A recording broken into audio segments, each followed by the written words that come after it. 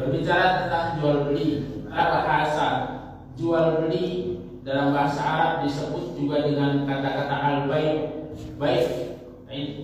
Banyak ayat-ayat di dalam Al-Quran. Salah satunya Allah berfirman, wa halallahu al-bai' wa harrama riba. Baik di sini jual beli, perniagaan, perdagangan. Ya. Di dalam Islam, di dalam Al-Quran, jual beli juga disebut dengan bahasa at-tijarah. Tijarah, jual beli. Ada dikatakan bai', ada dikatakan juga tijarah, jual beli. Di dalam Islam juga secara bahasa jual beli juga disebut dengan bahasa al-badalah. Ini ada beberapa kata terkait dengan perniagaan yang disebut dengan artinya jual beli. Secara istilah jual beli ini diartikan menurut Imam An-Nawawi, mengatakan makna jual beli adalah muqabalatu malin bimalin tamlikan. Jadi apa artinya? Tukar menukar harta secara kepemilikan. Ini jual beli. Dan dalam Islam jual beli ini bisa bernilai ibadah. Kita pernah pahami dulu apa bedanya ibadah dengan yang bernilai ibadah pada kajian-kajian sebelumnya. Mudah-mudahan masih ingat. Insyaallah. Jadi kalau ibadah itu ada syarat rukunnya. Kalau yang bernilai ibadah itu tidak ada syarat rukunnya, tetapi bisa saja itu menjadi nilai ibadah karena hal-hal tertentu. Ini jual beli di dalam Islam termasuk ibadah. Karena apa? Ada syarat dan rukunnya. Dan berbicara rukun-rukun ini, kalau namanya rukun, kalau ditinggalkan maka rusak ibadah tersebut. Ibadah ada rukunnya, rukunnya ditinggalkan rusak ibadahnya. Seperti dalam bab sholat. Sholat salah satu rukunnya adalah membaca Al-Fatihah. Al-Fatihah sengaja tidak kita baca, maka rusak sholatnya. Jual beli pun ada rukunnya. Begitu rukunnya sengaja untuk kita tinggalkan, maka di sini maka rusak jual belinya. Maka para ulama mengatakan dalam hal ini secara hukum jual beli ini dibahas begitu terperinci. Ya. Jadi hukum jual beli itu seperti apa? Hukum jual beli ini berbeda-beda hukumnya tergantung dari sejauh mana terjadinya pelanggaran syariah. Para ulama mengatakan bahwa salah satu menegaskan bahwa hukumnya berjual beli sesuatu yang najis adalah haram. Nah ini. Akan tetapi para ulama menegaskan bahwa benda-benda yang bernilai najis ini ternyata ulama berbeda pendapat. Dalam hal ini terkait dengan azas manfaatnya. Benar ada dalilnya bahwa benda-benda yang diperjualbelikan itu harus suci dan tidak mengandung najis. Contoh apa?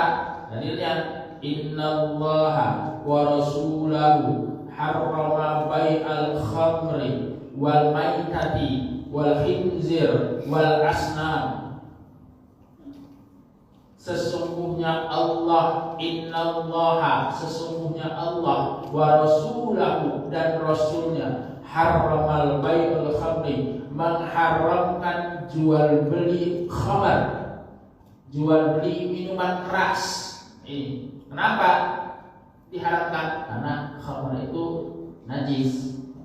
Jadi kalau orang terkena khamar, pakaian kita terkena khamar, ya kita nggak minum, cuma terkena nih, ya maka itu najis, harus disucikan.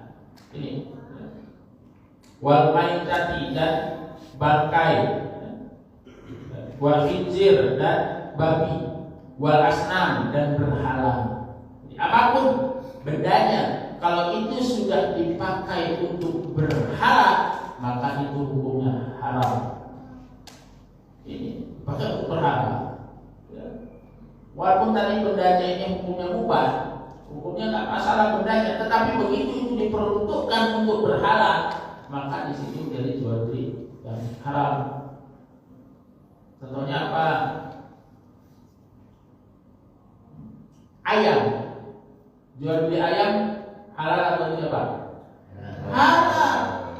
Tetapi begitu kita tahu itu dipakai untuk berhala, maka itu menjadi haram. Cari ayam yang semuanya hitam, daunnya bulunya hitam, kulitnya hitam, semua darahnya juga hitam, ada kan? Ritual tertentu dipakai untuk berhala. Maka yang asalnya ayam itu halal, tapi begitu kita tahu di situ untuk jual belinya adalah jual beli untuk berhala, maka itu menjadi haram. Ustaz, gimana kalau nggak tahu?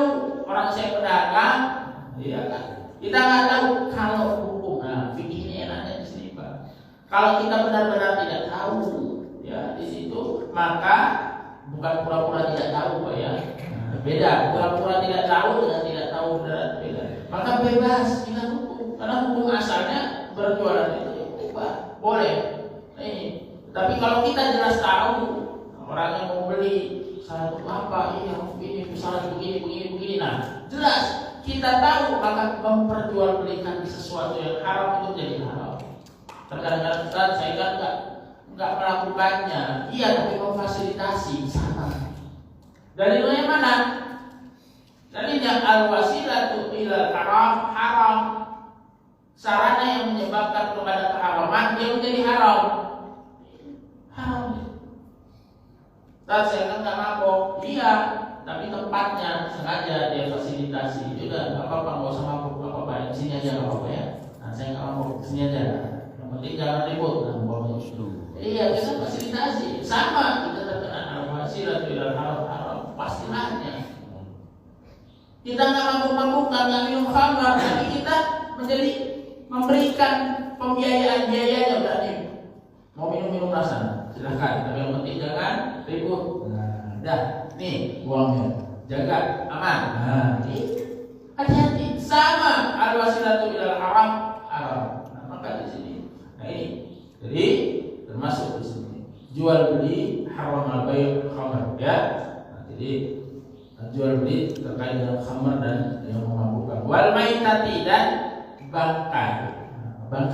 Ya, bangkai ini sesuatu ya yang hewan yang disembelih bukan ya menyebut atau tidak menyebut asma Allah. Nah ini bangkai itu pun jual beli bangkai itu menjadi haram ya. Wal khinzir ya, dan babi. Nah, babi ini jelas sekali ya, nasnya sudah jelas qat'i. Jadi mau dia bangkai maupun tidak bangkai itu pun menjadi haram dalam Al-Quran jelas. Wal asnam dan berhala. Nah ini. Namun perlu dipahami dalam hal ini penjelasannya ulama sedikit bervariasi ketika menetapkan tentang bolehnya benda najis untuk diperjualbelikan. Ini ya. Kalau sesuatu yang sudah jelas qat'i bahwa seperti khamar itu jelas sepakat di antara ulama, tidak ada pertentangan mau mazhab apapun, khamar hukumnya haram dan dilarang untuk diperjualbelikan. Tapi bagaimana pendapat yang lain? Nah, terkait benda-benda najis yang lain terjadi ikhtilaf di antara ulama.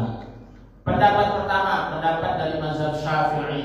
Nah ini, pendapat pertama mengharamkan secara mutlak. Pokoknya kalau itu benda najis dia nggak boleh dijual belikan. Ini pendapat pertama. Jadi benda apapun najis, seperti kotoran hewan nggak boleh. Nah ini tetap tidak dibenarkan.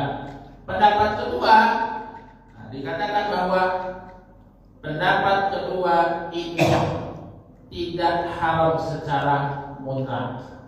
Ini siapa yang memakai pendapat ini? Mazhab Hanafi, Imam Hanafi. Bagaimana contohnya? Contoh kotoran hewan. Kalau kotoran hewan itu belum bercampur, masih berupa kotoran hewannya, maka di situ haram. Tapi kalau seandainya kotoran hewan itu, ya, karena kotoran hewan najis ya, itu haram jika belum bercampur dan tidak boleh diperjualbelikan. Namun bila sudah bercampur dengan tanah dan itu diolah menjadi pupuk, maka ada azas manfaat di dalamnya dan di sini diperkenankan menurut mazhab Hanafi. Jadi tidak dikatakan lagi di situ sebagai kotoran hewannya di sini. Maka dalam hal ini menurut mazhab Hanafi dia tidak bisa dikatakan sebagai kategori jual beli yang haram. Jadi kan ada pupuk kandang Pak ya. Ya, pupuk kandang itu gimana? Padahal dalilnya jelas di sini kali innallaha wa rasulahu harramal bai' wal haramal bai' wal khamri wal maitati wal khinziri wal asnami. Nah ini ya masuk ke dalam najis tapi dibahas oleh Imam Abu Hanifah. Lalu termasuk darah. Kita tahu bab awal-awal pernah kita bahas salah satu yang najis adalah darah. Darah yang mengalir itu najis Pak. Ya. Jadi kalau pakaian kita terkena darah, ya mengalir maka itu menjadi najis. Cuma pernah kita bahas dulu ada darah najis yang dimakfu. Ya, kayak seumpamanya darah nyamuk ya lagi sholat dulu pernah kita bahas ya tiba-tiba kita pukul kena di pakaian itu najis yang dimakfu dimaafkan tidak apa-apa ya. Nah, ini cuma kalau darah yang mengalir nah itu najis. Nah dalam hal ini dalam mazhab Hanafi ya Imam Abu Hanifah bahwa darah hukumnya najis sepakat. Ulama yang lain juga pun dalam mazhab yang lain pun mengatakan darah hukumnya najis ya ini dan tidak boleh diperjualbelikan. Namun kata beliau dalam mazhab ini dikatakan bahwa diperkenankannya darah itu diberikan begitu saja tatkala ada azas manfaatnya. Apa? Donor darah. Jadi nggak boleh memperjualbelikan darah dengan alasan donor. Biasanya orang kan nyari ya golongan darahnya apa gitu kan, golongan darahnya apa AB, nah itu ada. Ini saya saya ini AB pokoknya ya. Nah untuk ini ya udah tapi saya udah lama kayak tidak wani piro. Nah kan wani piro. Dewanda.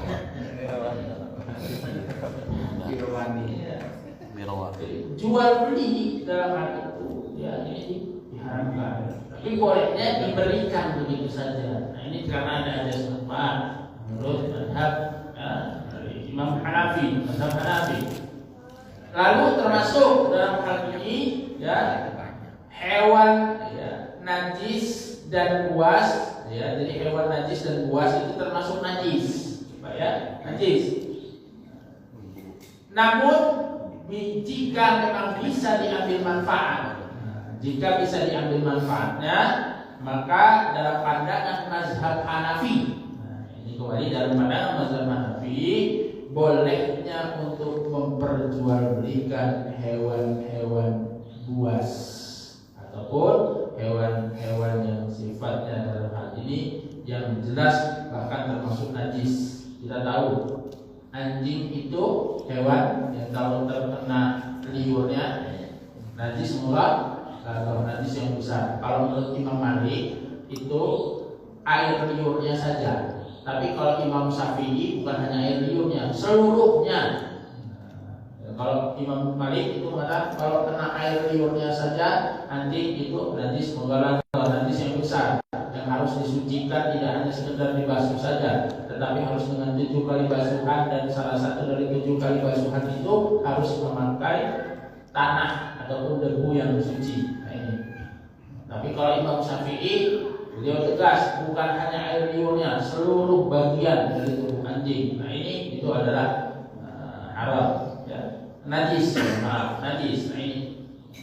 Maka dalam hal ini dalam pandangan mazhab Hanafi, hukum memperjualbelikan benda ataupun barang-barang sesuatu yang najis seperti ini jika ada azas manfaat dalam hal ini diperkenankan. Contoh memperjualbelikan anjing jika itu untuk keamanan menjaga kebun berburu maka di situ diperkenankan dengan catatan bahwa anjing tidak masuk ke rumah. Kenapa? Banyak hadis yang menjelaskan tentang bagaimana malaikat rahmat tidak akan masuk di rumah-rumah yang ada di dalamnya anjing. Tapi secara hukum fikih diperkenankannya memelihara anjing untuk penjaga kebun, untuk berburu dan lain sebagainya. Maka ada di beberapa tempat etnis masyarakat yang senang dengan berburu membawa anjing. Nah, itu silakan, tidak apa-apa selagi memang adab-adabnya. Tapi kalau sudah berlebih-lebihan, nah ini yang perlu kita juga berikan bagaimana perlakuan terhadap hewan-hewan tersebut tatkala dia ini najis atau bukan. Maka dalam hal ini menurut mazhab Hanafi bahwa anjing, memperjualbelikan anjing, memperjualbelikan kucing ataupun hewan-hewan yang lain yang ada manfaatnya itu dibolehkan. Apalagi sekarang Pak Bobi ya kucingnya banyak. Tapi jangan salah, sahabat juga ada namanya Abu Hurairah. Tahu Pak Abu Hurairah? Tahu. Nah itu nama aslinya bukan Abu Hurairah. Hurairah itu dari kata hirah. Hirah itu kucing. Ya. Hurairah ditasbih kucing kecil. Bapaknya kucing kecil. Kenapa dikatakan bapaknya kucing kecil? Ini julukan. Karena memang beliau senang sekali dengan kucing. Kemana-mana ke majelis bawa kucing kecil. Nah, akhirnya jadi julukannya Abu Hurairah. Bapaknya kucing kecil. Nah, ini nggak apa-apa. Nah, ini cuma yang memang terjadi perbedaan pendapat itu memperjualbelikannya. Kalau diberikan langsung nggak apa-apa. Nah, cuma dalam mazhab Hanafi diperkenankan memperjualbelikan dan kala hewan-hewan itu